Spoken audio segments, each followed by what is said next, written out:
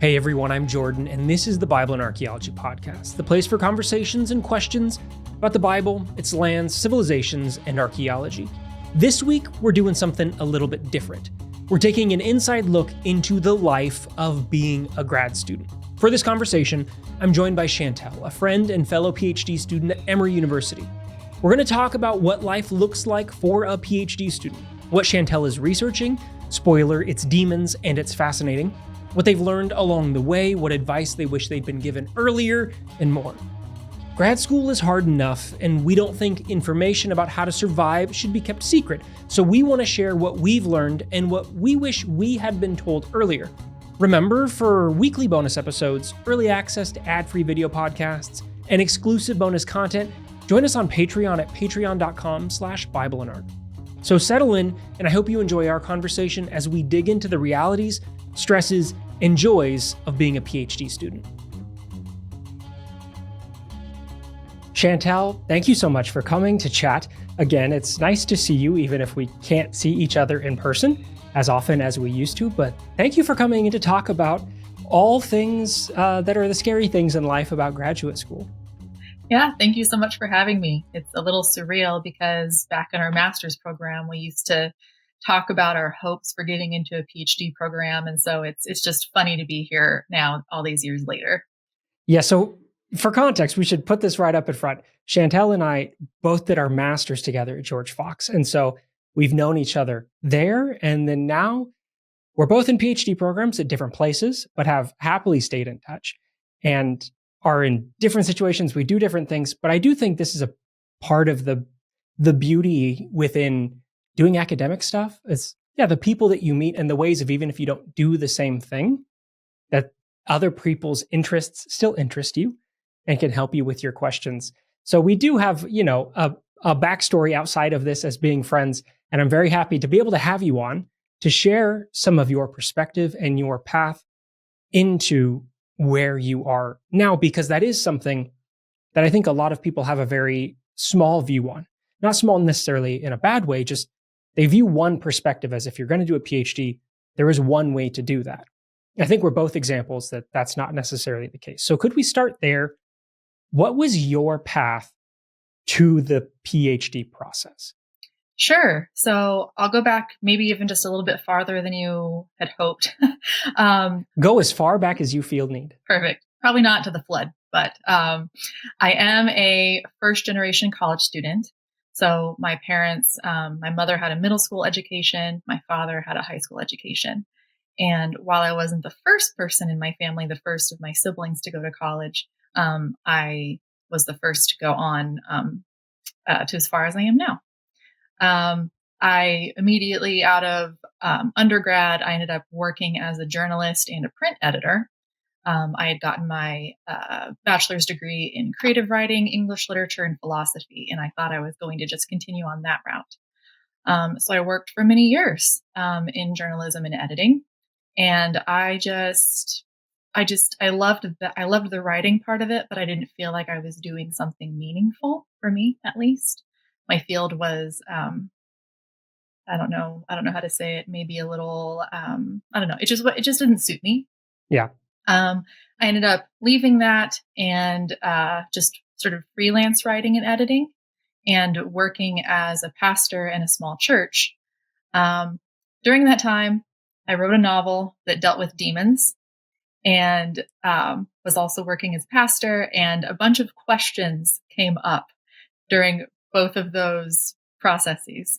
And I thought, maybe if I'm going to write about the Bible and talk about the Bible, I should learn more about the Bible. And if I'm going to do that, maybe I should just go all the way for a PhD. And so that's what started it. Yeah, if you're in, you might as well go all the way in if you're going in at all. Absolutely. In that process between when you'd finished undergrad and then making that decision to come back, how long was that? Let's see. I think I graduated in 2011, and I think I went back in 2017 or 18, I think. So that was a big chunk of time that I was just working and editing. Because I have a similar path where I was a middle school teacher for 4 years.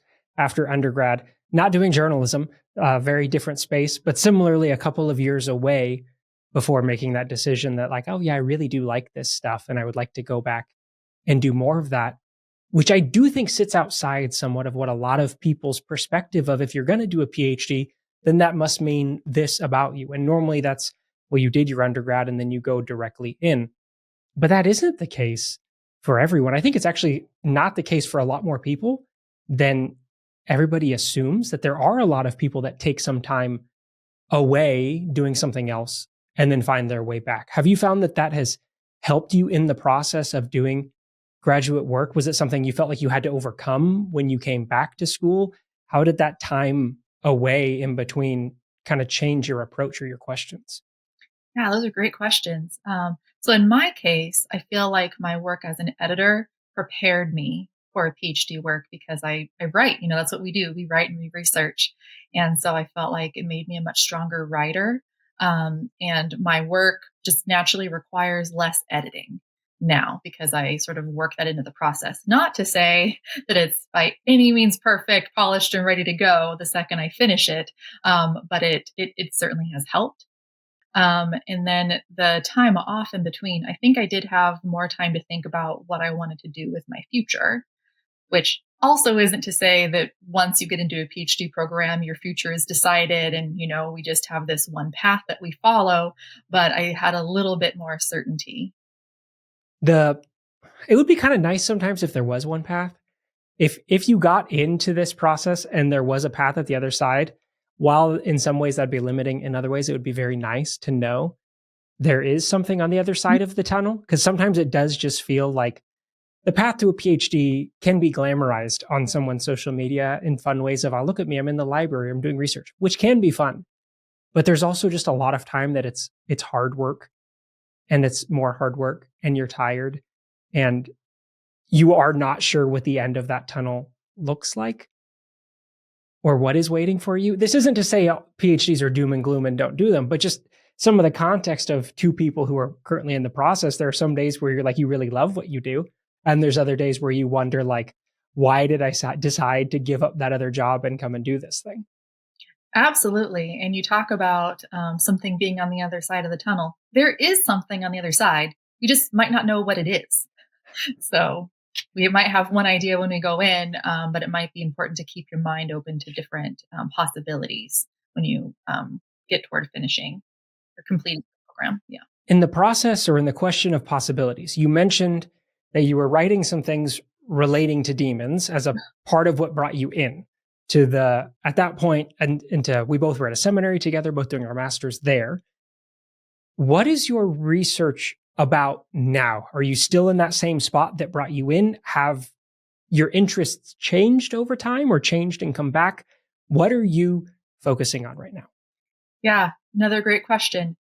Funnily enough, I am writing about demons now. However, I had taken a different turn in my PhD program, or not my PhD, my master's program. I took a slightly different turn. So I became very interested in feminist and post-colonial approaches to texts. And that's what my research dealt with in my master's. And probably my first semester of my PhD program, I still dealt with feminist concerns, gender studies, some post-coloniality. But then somehow along the way, I ended up getting back into dealing with demons. So the demons got you back? The demons got me back. And it I didn't even connect the dots that I decided to get a PhD because I had been writing about demons. And then I'm now writing my dissertation, largely dealing with demons and conceptions of demons in the ancient world. So it's funny to me now. How do you explain your research interest to someone that is not connected to academic processes at all? Like a family member, a random person in the grocery store who asks you what you do. How do you describe it? Yeah. Okay. So there are two very different answers to that question. So if it's someone I'm close to and I know that I'm going to have them in my life for a while and we're going to keep talking about it, I'll tell them that I study the New Testament. I study conceptions of demonic forces in ancient Judaism and early Christianity. And material culture from the ancient Near East and Mediterranean world as well. If I'm talking to a stranger in a grocery store, like you said, or God forbid, someone on an airplane, I'll say I'm a dog walker. Just punt completely. Dog walker, or if I want to give them a little bit more, I'll say I study ancient Mediterranean literature and artifacts and just leave it at that. People are very interested in the Bible. People have strong opinions about the Bible. People have a lot of questions, regardless of their opinion. If they have if they look upon the Bible favorably or not, they want to talk about it. And I am an introvert. I don't always want to talk about it. So it depends. And then you add demons in there, which Oh, is like a whole nother layer of interest and intrigue, because you could feel one way about the Bible and then demons enter the conversation and there's suddenly a whole new layer to be talked about. Absolutely. Absolutely. I get the question a lot. Are demons real? All the time. Are demons real, Chantel? So I'll ask you, I'll say to you what I say to people. Say, what do you think? And sort of I have I don't know, the spirit of Socrates lives within me. And so turn the question back on you. And that's kind of my method. I think you mean that in a positive way, that Socrates lives within you. Although being in a classics department, that may not always be a good thing over here. If you are possessed by Socrates or not, it might depend on the day. That Socrates can come and go. If I was to ask you to look back at like where you had started with your questions on demons, I don't know how many years ago it is now that you started writing then, to where your questions are about demons or your research interests now. Have you kind of come back to some of the same places and returned to the same things? Or have you found like you had answered or you've discovered this stuff there and you've moved into a new lane? Because I feel like there is this odd path that I have kind of experienced the same way too, of I didn't mean to circle back to some place that I was or a question that I had like 8 years ago, but unintentionally I have. And I'm addressing something very similar to before. Have you found that with the demons too, or have they led you down a different path?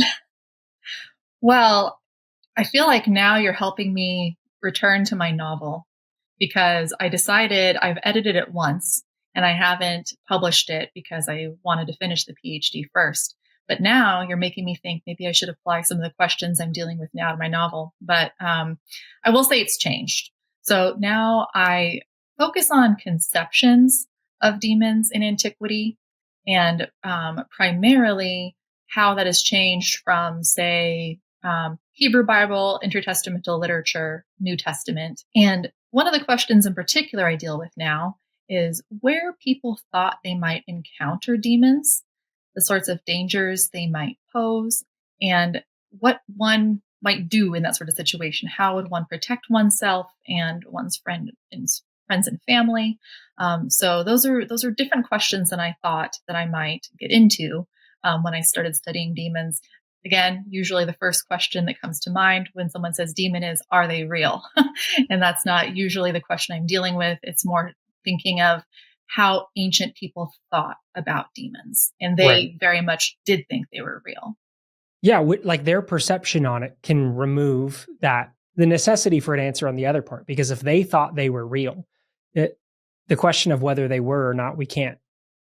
In their mind, if it's real, how different is that from it being real or it not being real? If they believed it was, if they believed that it could do something to them. Yes, absolutely. It affected how they operated in the world. It affected all sorts of things. And it wasn't just evil spirits that most ancient people thought existed, but just the world around them, the unseen world around them was just teeming with spirits in general. And some of them were nefarious for sure.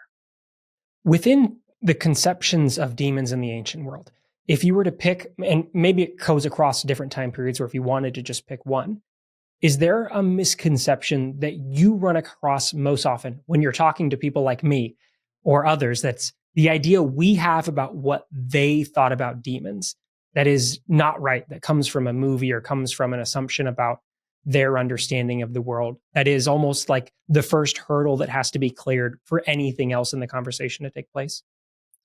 Yeah, I think there are a few things and they might be connected. And the first one, actually, all of these you probably could add to and give more, be able to speak to better than I can. But I think a lot of people don't realize that there isn't a lot of talk about demons in the Hebrew Bible and in the Old Testament. We don't talk about that a lot. There's talk of Satan. And certainly in the time that the Hebrew Bible was written, demons were conceptualized, but they were often thought of as hybrid creatures dwelling in the desert. So things like a mix of a jackal, a mix of a lion, different just sort of hybrid creatures in the wilderness. And then also moving on closer to, say, the Hellenistic period, people talk about demons as if there's only one type of demon and all of them are bad. But in the Hellenistic period, the word daimonion, as you well know, means gods. And so they Yeah. can be sort of lesser gods. And there are ancient spell books. The Greek magical papyri, I'm sure you've dealt with, have consist of many spells from the ancient world where people would call upon daimonion or daimonia to do their bidding. And so they were sort of assisting people in their spell work and different things that they would do. And so there are lots of different ideas of what demons were. And it wasn't just as an evil spirit. Certainly, as we move toward the New Testament period and in the early Christian writings, demons are just considered straight evil spirits. But it's much more nuanced, much more complex than that. I know you teach Greek there as a part of what you do. And I feel like the translation of that word is, it can feel like a nuanced thing at times where you're like, oh, well, it's not really that, but it's this. How do you address that in class when someone is coming across this to say, well, in this case, you're fair to translate it as demon. And in this case, no, we really shouldn't be translating that as demon. We should be using this as this broader conception of deities or gods or spirits.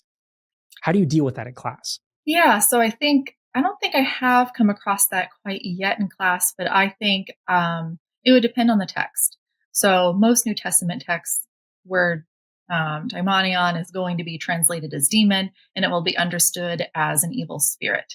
If we're looking at other literature outside of the Bible around the same period, it might get murky. So it might just be, just a lesser god, maybe not necessarily evil. And so it would largely depend on the text we're looking at. Can I ask, as you talk about research interests, as I've alluded to here, you have some teaching aspects that happen in your day-to-day life. What does a day in your life as a PhD student, a PhD candidate look like for that balance? Because I think this is an area where, unless you're living it, and even for people living it, it can be wildly different semester to semester or year by year. So for you right now, what does the day in your life look like with research, with writing, with teaching, the gamut? Yeah, well, you are absolutely right that year by year, semester by semester, it looks different. So in my program, the first 2 years were coursework. And so most of my time was taken up with classwork. Third year was qualifying exams, comprehensive exams, and then writing the prospectus. Now in my fourth year, I am done with all of the classes, exams, everything else. So really, I just have to focus on writing my dissertation and lecture prep and teaching, and also trying to get articles published. So I have a different set of worries now. But now, day to day, first thing in the morning, usually I'll try to do some language work. So translating on my own. If I were behaving really well, I would also translate my Hebrew, or also do keep up with my French and German. But mostly it's still Greek. So I'll do a little bit of translation work, and then depending on the day, I will either do lecture prep, or I will work on my dissertation, or once again, I will work on editing an article that I'm trying to get published. So it really just depends on what fire I need to put out that day. Yeah, that's a great way to put it. There is a series of little fires everywhere, all at the same time, and they're never all going to be extinguished. And so it does feel like we're just fire maintenance, depending on timelines or deadlines, or abstracts are due for SBL submissions, or in case you're listening to this and you're right, those are coming up here shortly, or you have your journal articles, or there's grades that are due. It is just a bunch of little fires. A bunch of little fires, exactly. But if you were to ask my advisor, Susan Hyland, what my day should look like and what her day looks like, she does her own research in the morning from like 8 o'clock in the morning till, I don't know. She just blocks out a chunk of time just to work on just Susan stuff. And then later on in the day, she'll do class prep, she'll do administrative stuff, whatever. And so that's what I try to do. But I find it really hard to bounce between writing projects in one day. And I know we do that in coursework. We do that in our master's programs. We have to. But for me, I find that having like a full day or a couple of days to work on the same project is a lot easier for me because I can hold all of the pieces in my head. Yeah. Like gives you more time to grapple with a larger idea Yes. than always moving between. Yeah. How many times would you say that you felt like you've changed into a new format, whether it's with the calendar or the coursework of like, this is the format that works for me right now? Do you feel like you're moving towards a Susan model, let's say, where this is kind of my daily schedule that's a standby? Or for you, does it feel like it is, depending on the needs of other things, much more rotating with what works? Certainly rotating. So technically right now, my students are on spring break. So I don't have to lecture prep this week. So I'm currently trying to finish the second chapter of my dissertation so that I can get that over to Susan and she'll be happy with me. But in general, even in the earlier years of my program, I did start off my day with translating and then started with writing as well. But then I would move on to other things in the afternoon, like reading. So doing research and that sort of thing in the afternoon when you're things that require less brain power in the afternoon. Not to say that reading doesn't, because certainly it does. But for me, it seems to work better to write in the morning. Yeah, it's different than the writing. I feel like similarly, I have gone through so many different phases of this is the way my days break down, or when I have time available, or what my mind wants to do at a time, that it's not like I envy the people that have that locked in calendar for a day and this always works for what you have to do in your mind, just like it's 8 o'clock and it clicks into this is the time to do this. I hope one day I can have that. Currently, it feels like just an elusive thing that will never come my way. Yeah, I tend to work better under pressure. So I think back to coursework when you have so much to do. We had, I'm sure that every program, well, I know for certain you had a lot of work too, but I think every program is just a monumental amount of work. So some days I would wake up at 4 a.m. so that I could finish my work that I would have to present in seminars that same day. And so that would wake me up at 4 because Mhm. the fear of appearing foolish or underprepared, something like that, made me get up. Do I want to wake up at 4 o'clock in the morning ever? No. So that has fallen by the wayside a little bit. So coursework is not the time of the program that you are looking back on fondly and wanting to go back to, or maybe is it that outside of the 4 o'clocks that was a nice time? There are things that I do miss about coursework. And I can't speak for all of my colleagues, but several of my friends in my program and I have lamented the camaraderie that we had during coursework that we don't now. Yeah. We're all off doing our own thing. Most of us are introverts, so most of us work best by ourselves. And so I do miss seeing my friends. I do miss having those conversations every day. And then even just, being able to encourage each other and one another in the hallway, ask just kind of like we're doing now. How's your research going? What's going on? That it makes a huge difference. Do think the camaraderie of coursework, especially when you're all in a class that is mutually agreed upon, is a grind and is very difficult. And everyone knows that it's hard. And yet we're all in the slog together, doesn't make it more enjoyable, but I do think it makes it more bearable than when it's just an independent study potentially. And you're doing so much work and it's just me doing this and there's no one. And I can talk to some other people, but they're not quite the same because they're not doing the exact same lines as me, or they're not in the same situation. That does build a kind of camaraderie that is unique and different, that it can also be extremely helpful in getting so many different perspectives and questions that even if it's outside of your research interest, that can inform a question that you had sitting in the back of your mind of like, oh, I should ask that same kind of question about this, or I should go down the path that they presented here. That is a nice part about coursework. While I'm happy to be out of coursework as well, it is a nice part about it that I think gets overlooked while we're in it. And then it's the part of it that you miss once you're out of it. I don't miss doing the 150 lines a day for Greek, no. But there is a part of the camaraderie with it that you're like, oh, I do miss that part of like the mutual lament in advance of a quiz. That part was kind of nice. I think you're absolutely right. Couldn't agree more. As you mentioned, the schedule, Susan's schedule, if we can go back to that for a model, as your advisor, is there a piece of advice that you have gotten from them or that you've gotten from another student or anyone? I mean, there's lots of pieces of advice that we all get given all the time, but the piece of advice that you've taken that you feel like has made a difference. Yes, absolutely. The main piece of advice that I've taken came from Leah Payne when we were in our master's program. She said, when you're reading something, when you're doing research, think of yourself as pillaging the text. So you're just going in there and you're looking for what applies to you in your research. And I had that in my mind when I went into my PhD program. So whenever I read something, I'm thinking, okay, pillage. What am I going to be able to take from this and use? On a related note, I found myself very overwhelmed in coursework, struggling to keep up with all of the reading. And one of my friends, someone who matriculated with me the same semester, said to me, Chantel, you can't do all the reading. It's impossible.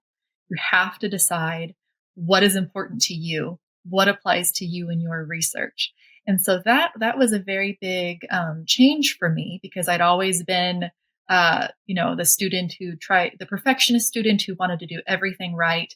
And now all of a sudden I'm thinking of the schoolwork as something that serves me and what I'm doing. And so instead of just trying to be perfect and get everything done, like I'm now looking at the stuff before me and thinking, what can I gain from this? That is such a change in like the nature of the relationship. Because I agree. I think we all come in, if you're doing a PhD, you like school to some extent, right? You're not doing this because you hate school.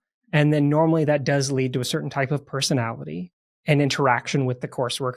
That normally is something like, yeah, I'm going to do all of it and the extra reading list and. And at some point that and does get too long. There's too many, there's not enough time, or there is enough time to do all of it, but you're not doing any of it to the level that you want. And that decision to start to cut some things away is very uncomfortable. For me, it was extremely uncomfortable to start to recognize that, like, oh yeah, I don't have to. The moment where I was like, I don't have to get an A on everything. I would really love to. I would love to have an A on everything, but I can't. It was like a real mental break point for me. I think in a positive way, but it was such a change that for so long, you have to get these grades to have that GPA to apply for this thing. And that's the process that you maintain.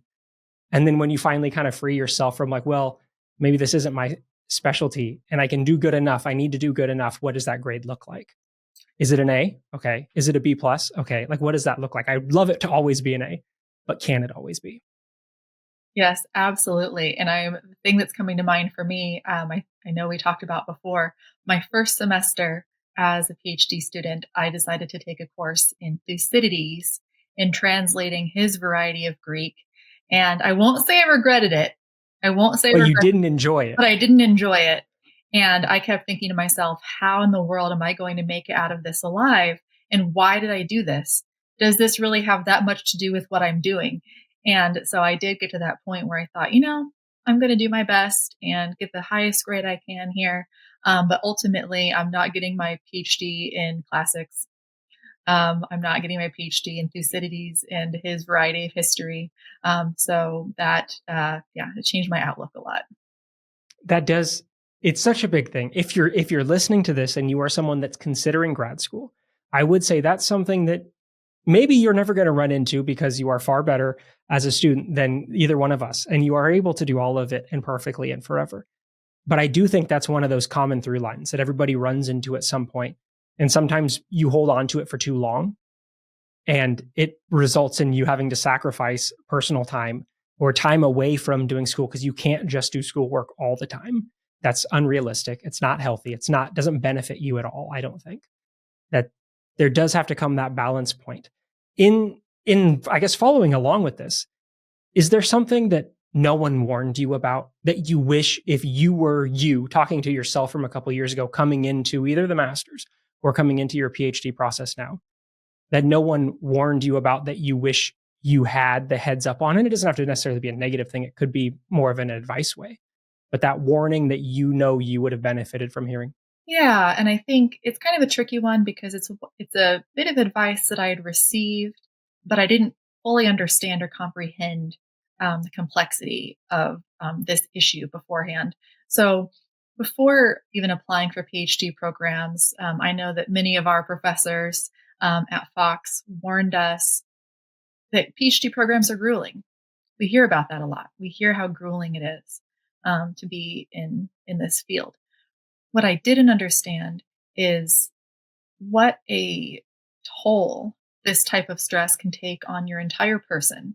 So the mental stress, the physical stress on your body, the emotional stress, and I do mean physical. At different points in the program, I know some people who had to go to the hospital because of stress related issues. I personally have had some, we'll say, systemic stress related issues as well. And so I think I just didn't know how deep it would run. I just expected, oh yeah, I've always been a good student. I've always, risen to the occasion and I work well under pressure, but I did not understand the amount of pressure at different points that I would have to deal with.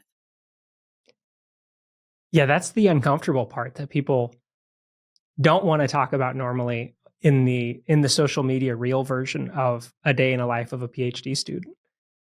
Is the stress that wakes you up at 4 a.m. to do your coursework, or is like I'm assuming you've had this as well, where you have the dream that you are doing your coursework or you are doing your translation, and then you wake up in the morning and you're like, oh, I was asleep the whole time.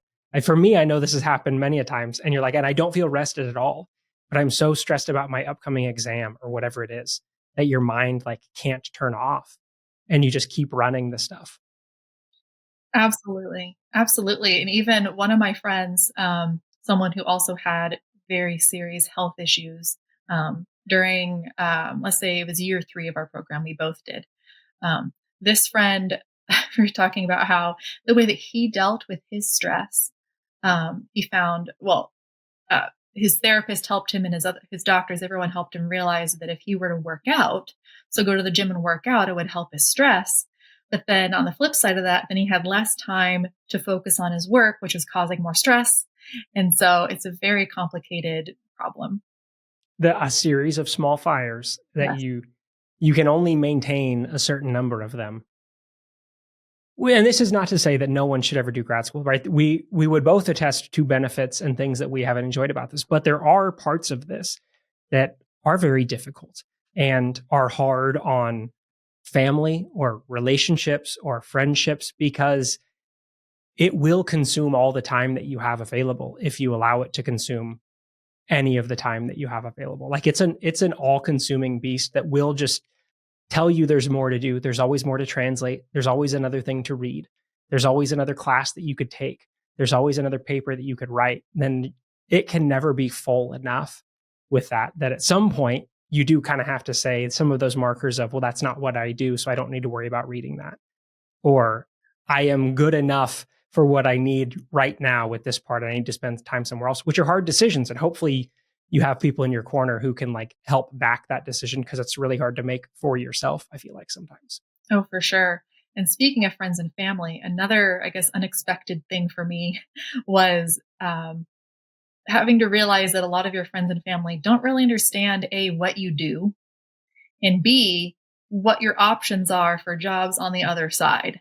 Yeah. So many fields, let's say, I don't know, the first one that comes to mind is, say, psychology or something. You'd like to think that if someone gets a PhD in psychology, that on the other side, they can just become a psychologist and just take on a practice and whatever. And maybe I'm naive there. Maybe it's a lot harder or a lot more difficult path than I'm thinking. Not difficult, but It's not a involved. straight line potentially. Maybe, yeah, exactly.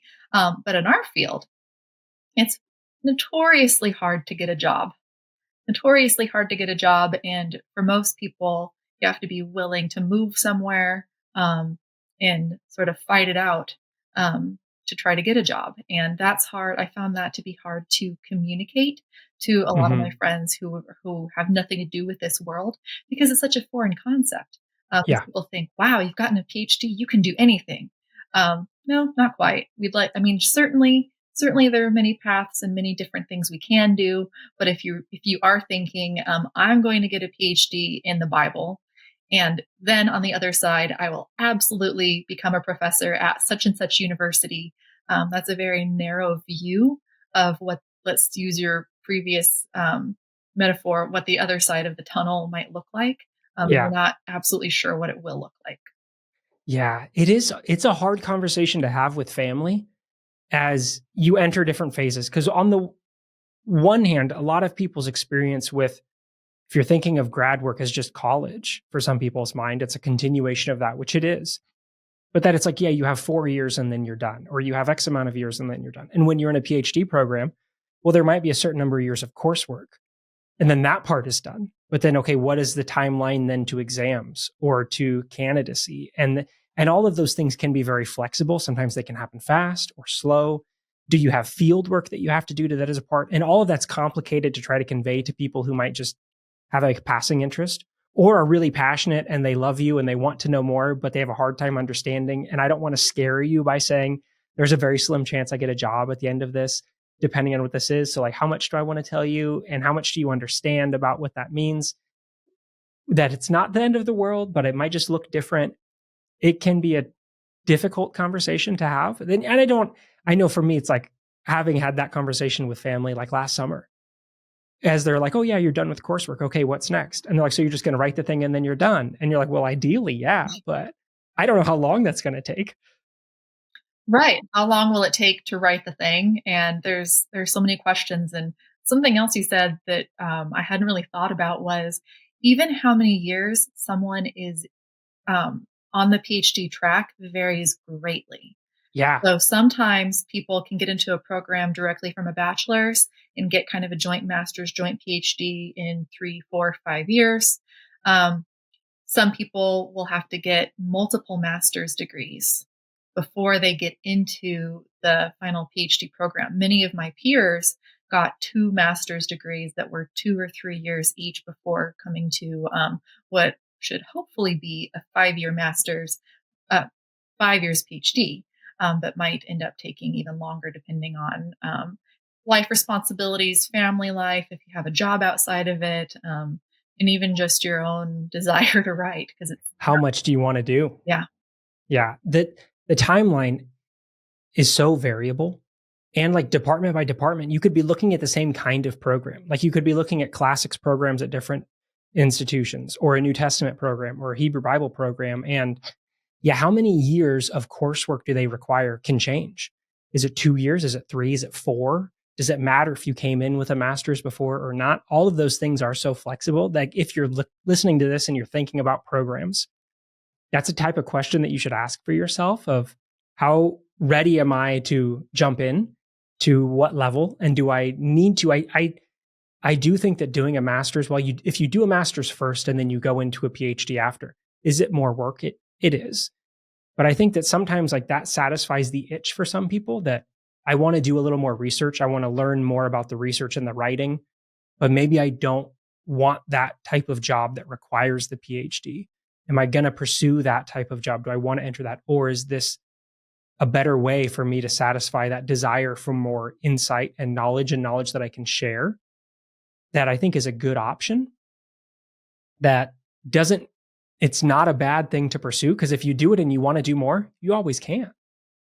But jumping all the way into what might be the deep end of pursuing that MA PhD track is a lot to bite off as you're coming in. And what type of expectations and how do you feel about that? How prepared for that are you when you begin? And what's the environment as well? Because that's such a variable thing, program by program. Is it a supportive program and cohort of students? Is it a very competitive program? Like, Is there camaraderie and compassion between each other, or is this like tooth and nail all the way through?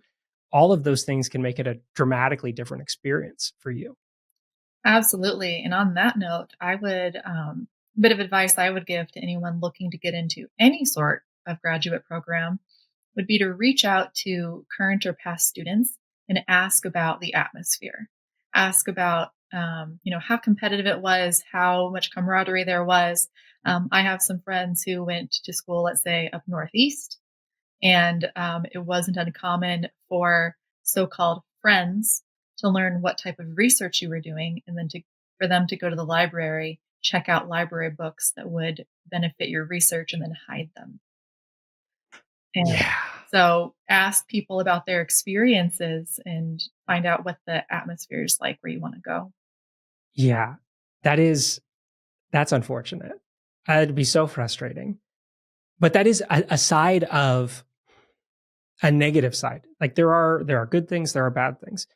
And a negative side of some of that fear of what's on the other side of the tunnel as you're all in there is if the feeling in the room or in a program is that, well, there's only one seat available. And so if you have it, I can't, which that's how the math works. Yes. But if that results in everybody pushing each other down, does make it a much harder path than if we're all trying to see who's the best option for that place. I would agree. Reaching out to students, right? If there's that advice, I think that's a wonderful piece of advice for anyone who's thinking about doing programs. Look at what classes they offer. Yes. Look at who you might work with. Yes. But who are you going to be in classes with? Because you're going to spend a lot of time with your fellow students, whether they're a year above you or 2 years above you or the year behind you, depending on coursework cycles. You might be, in kind of a 3-year clump where all of you are going to be spending a lot of time together, or 2 years. It's not just who gets admitted with you that you're going to be around. That can be a deal breaker. It can be something that changes everything about your perspective on a program or on a topic that just makes it all fall apart. Yeah, absolutely. And also finding out about the faculty members are like, and you can find that out from current students as well. I will say there was one program or one person I was hoping to work with before I spoke with someone who had worked with this person in the past. And then I changed my mind based on the information they gave me. So, whereas with my current advisor, Susan Hyland, um, when I had asked one of her advisees what she was like before I matriculated, he said that she was very kind. And I said, that's the sort of person I need to work with. And so here I am all these years later. So, Chantel, at Emory, in the writing process, looking at demons, your advice is, yeah, do the reach out. Is there anything, if someone is coming to this thinking about Emory in particular, anyone, could they potentially email you? Is there someone they should reach out to? Is there a process for them if they're coming to look at this program in particular? What would your specific recommendation be? Oh, yes, absolutely. Feel free to reach out to me. Emory, and I don't mean this to be a plug for Emory, but it's true. Whenever anyone asks me about Emory, I always say that we have a very friendly atmosphere, lots of camaraderie. We're all trying to help each other, and that's um, I think it's true across the whole Bible program, but certainly I found it to be true in the New Testament program. And I also have many friends in the Hebrew Bible program as well. So I would reach out. There's a student bios page on our GDR, our Graduate Division of Religion page. So you can look at student bios, see if someone has research you're interested in, reach out to them. That's a good place to start. Chantel, thank you so much for taking the time during your week here when the students are away and you could be doing many things.